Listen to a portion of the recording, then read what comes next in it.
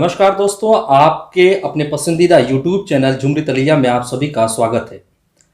झुमरी तलिया बीच बीच में आपको कुछ ऐसी खबरों से रूबरू कराता है जिससे आप कुछ सीखें, कुछ जानें और कुछ बेहतर करें।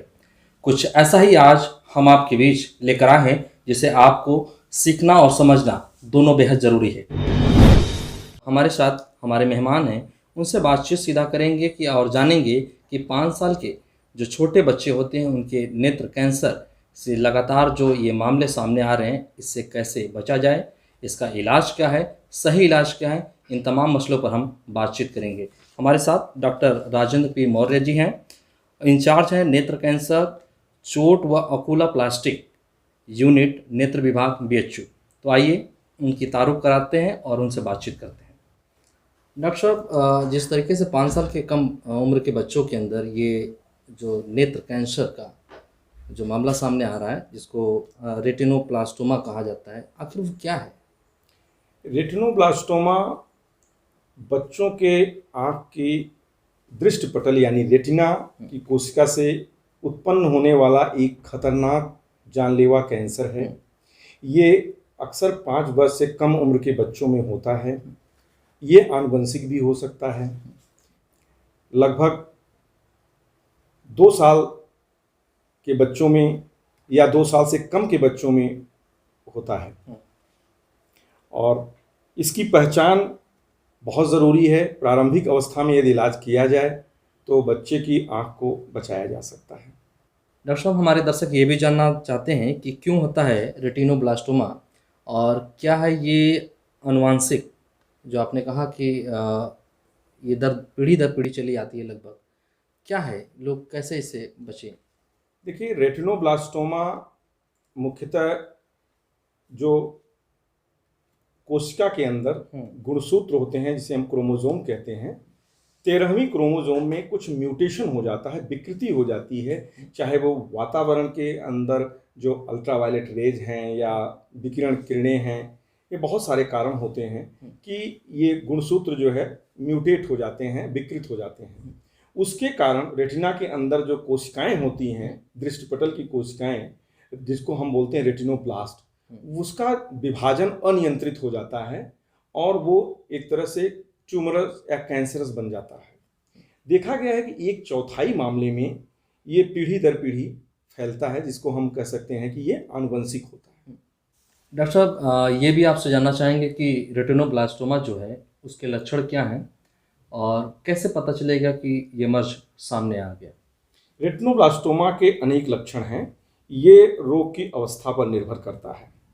प्रारंभिक लक्षण हैं आँख की काली पुतली के पीछे एक पीले या सफ़ेद रंग की चमक, जैसे बिल्ली की आँख में दिखाई पड़ता है वैसी चमक दिखता है, जिसका हम ल्यूकोकोरिया कहते हैं या कैट्स आई रिफ्लेक्स कहते हैं।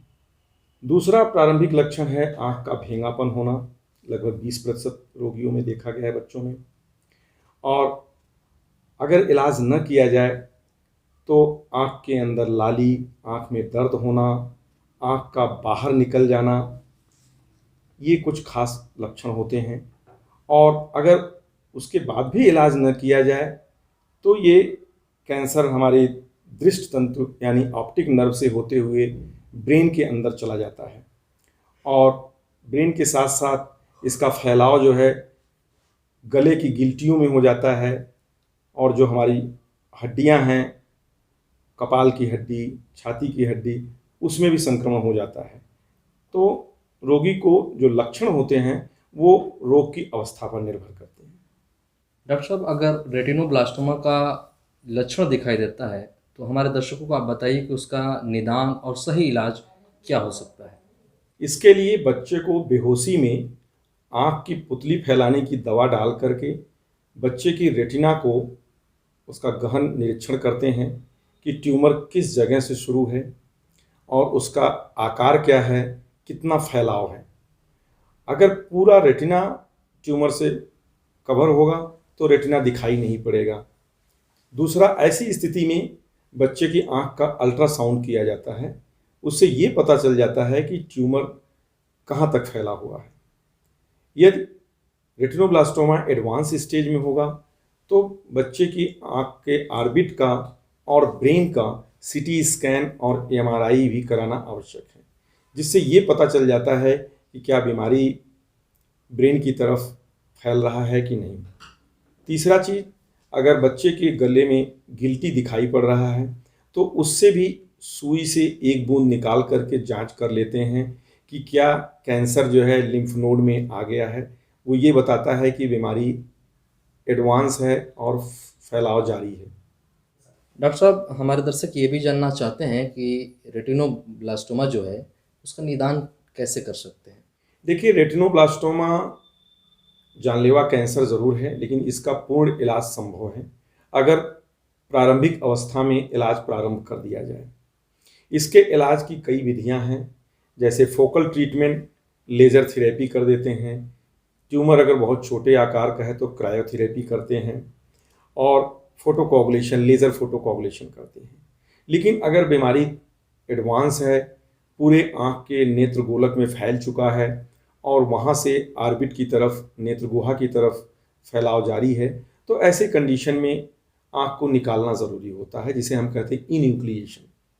और अगर एडवांस स्टेज में है, आँख बाहर की तरफ निकल आई है, यानी कि आँख के नेत्र गोलक से होते हुए कैंसर पूरे ऑर्बिट में फैल गया है, तो ऑर्बिटल एक्संट्रेशन कर देते हैं, यानी कि नेत्र गोलक के साथ साथ आँख की मांसपेशियाँ, चर्बी, इन सब चीज़ों को निकाल दिया जाता है। अगर बीमारी ब्रेन में पहुंच गया है, लिम्फ नोड में है या ब्लड के माध्यम से शरीर के अन्य भाग में डिपॉजिट है, तो उसके लिए भी कीमोथेरेपी दिया जाता है। इन कैंसर रोधी दवाओं को इंजेक्शन दिया जाता है। ज़रूरत पड़ने पर एक्सटर्नल बीम रेडियोथेरेपी दी जाती है। इस तरह से इलाज की कई पद्धतियां हैं, कई विधियां हैं, और वो निर्भर करती है रेटिनोब्लास्टोमा कैंसर की कौन सी स्टेज में बच्चा अस्पताल में लाया गया है। बनारस में किस किस जगह पर इसका इलाज सही मायने में देखा जाए तो हो सकता है। देखिए, बनारस में रेटिनोब्लास्टोमा का इलाज के लिए आप आँख के नेत्र कैंसर विभाग में जो मेरी यूनिट है, जिसमें हम लोग और साथ में पीडियाट्रिक विभाग की डॉक्टर विनीता गुप्ता जी हैं जो पीडियाट्रिक कैंसर देखती हैं, और रेडियोथेरेपी डिपार्टमेंट से, यानी कि कैंसर का इलाज एक पर्टिकुलर विभाग द्वारा नहीं होता, मल्टी डिसिप्लिनरी है। उसमें बाल रोग विशेषज्ञ की ज़रूरत है, पैथोलॉजिस्ट की ज़रूरत है, और डायग्नोसिस कंफर्म करने के लिए रेडियोलॉजिस्ट की ज़रूरत है। यदि एडवांस स्टेज है, सेकाई करना है, तो रेडियोथेरेपिस्ट की ज़रूरत है। तो बीएचयू में ये सारी चिकित्सा का जितने विभाग हैं, विधियां हैं, सब उपलब्ध हैं। दूसरा, प्राइवेट संस्थाएं हैं, जैसे टाटा कैंसर, या रेलवे में भी टाटा कैंसर का हॉस्पिटल है, मालवी कैंसर संस्थान है, तो यहाँ पे चिकित्सा आराम से उपलब्ध है। डॉक्टर साहब, जाते जाते एक सुझाव दे जाइए ताकि हमारे जो दर्शक है वो इस मर्ज से बच सकें, और अगर उनके घर में इस तरीके की अगर प्रारंभिक कोई लक्षण दिखाई दे रहा है तो वो फ़ौरन डॉक्टर से परामर्श लें। रेटिनोब्लास्टोमा के रोगी एवं उनके अभिभावक को मैं कुछ सुझाव देना चाहूँगा। सबसे पहले तो प्रारंभिक लक्षण, जो आँख के पीछे एक चमक दिखती है, कैट्स आई रिफ्लेक्स, उसको पहचानें और समय से नेत्र कैंसर विशेषज्ञ से संपर्क करें और आँख की गहन छानबीन करवाएं, रेटिना की जांच कराएं, और पारिवारिक छानबीन भी बहुत ज़रूरी है, क्योंकि ये आनुवंशिक बीमारी है, तो बच्चे के जितने भाई बहन हैं उनकी आँख के पर्दे की भी जांच होनी चाहिए।